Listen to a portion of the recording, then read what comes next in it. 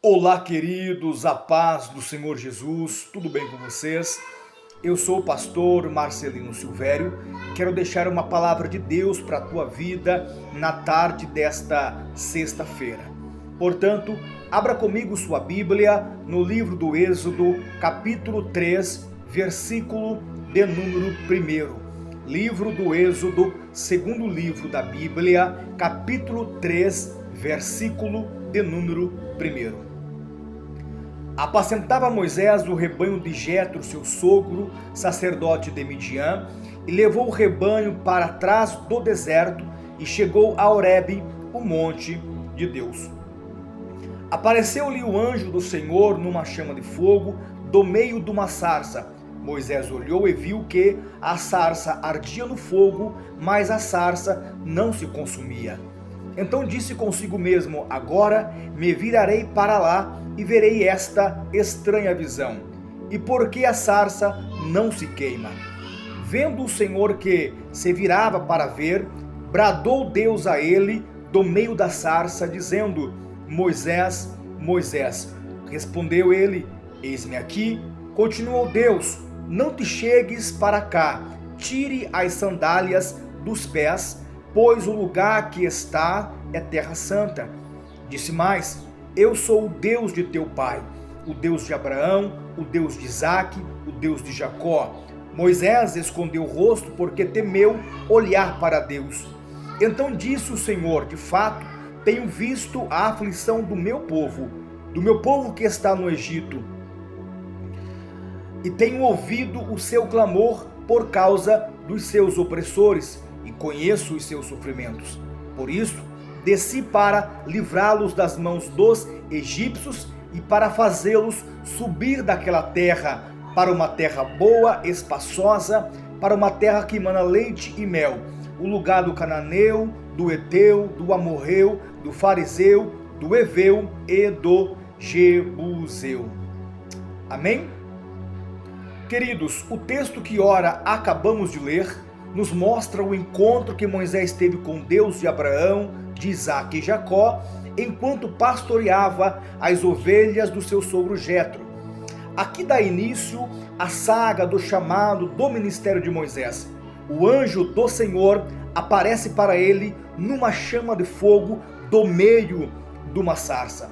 Porém, Moisés observa que a sarça não se consumia. Observa o texto que o anjo não era a chama de fogo. Ele apareceu sim na chama. E quando Moisés vira para ver a estranha visão, Deus bradou dizendo: Moisés, Moisés. Ele disse: eis-me aqui.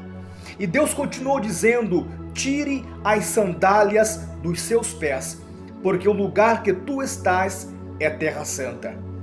Quando Deus diz para Moisés tirar as sandálias dos seus pés, eu entendo aqui que é uma transição de vida. As sandálias que Moisés estava calçando possivelmente eram aquelas sandálias do Egito. Agora Moisés, para viver o novo de Deus, a revelação, o chamado, ele precisa se desprender emocionalmente de tudo aquilo que ele carregava do Egito, ou seja, do seu passado.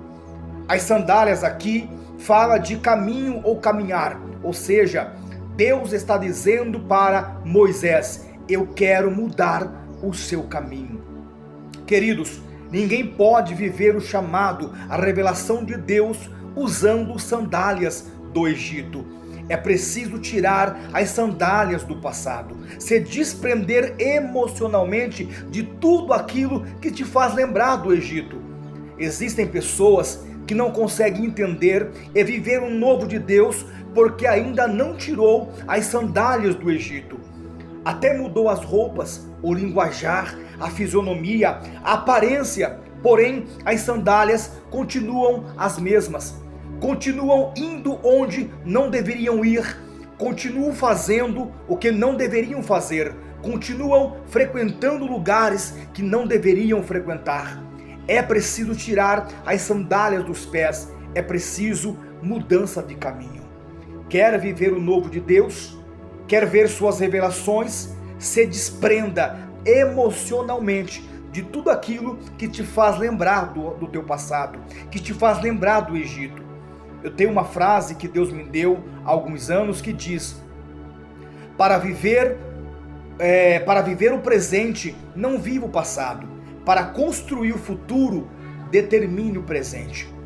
Quando Moisés tira as sandálias, Deus então se revela para ele dizendo: eu sou o Deus de teu pai, o Deus de Abraão, de Isaque e de Jacó. Deus faz referência a esses três homens porque foram homens que fizeram história com Deus. Abraão, por exemplo, foi o amigo de Deus. Isaque, o filho da promessa. E Jacó lutou com Deus e prevaleceu. Todas as vezes que Deus faz referência a esses três personagens, ele está dizendo: eu sou o Deus de história. Em outras palavras, Deus está dizendo: assim como Abraão, Isaque e Jacó tiveram uma história comigo, eu quero ter uma história com você. Deus então diz a Moisés que tem visto a aflição do teu povo e ouvido o clamor, por isso desceu para livrá-los. Vocês conhecem a história de como Deus usou Moisés para livrar o povo hebreu que passaram 430 anos escravizados no Egito. Bom, mas então, o que significava aquela visão da sarça pegando fogo e não se consumia? Nessa visão, Deus está mostrando a representação do sofrimento do seu povo, ou seja, a sarça representa o povo no Egito e o fogo, a opressão de Faraó. Porém, o fogo, ou seja, a opressão de Faraó, não conseguiria queimar ou não conseguiu queimar e destruir o povo. Quanto mais o povo era oprimido pelo fogo, mais o povo fortalecia. Note no versículo 2, o texto vai dizer que Deus falou do meio da sarça, ou seja, Deus sempre esteve no meio da sarça, isto é, no meio do seu povo. Não pense você que Deus te abandonou no meio dessa angústia, no meio desta aflição. Deus sempre esteve com você e está com você no meio dessa angústia. Ele não se manifestou ainda porque Ele está provando a sua fé e te preparando. Oh, aleluia! O povo tinha uma promessa que Deus fizera a Abraão. E quem tem promessa de Deus, quem tem promessa de Deus jamais será destruído. Talvez você pode dizer, a promessa nunca vai se cumprir, faz tanto tempo. Porém, eu tenho uma palavra de Deus para a tua vida. Tudo o que você está vivendo hoje, esse processo, essa aflição, essa angústia, essa perseguição, essa prova, fazem parte do cumprimento da promessa de Deus. Deus está com você. Aleluia. Que esta palavra possa renovar sua vida e suas forças. Que Deus te abençoe, que Deus te guarda. E entenda uma coisa, Deus está contigo. E se Ele fez uma promessa para você, esta promessa vai se cumprir. Que Deus te abençoe e até mais.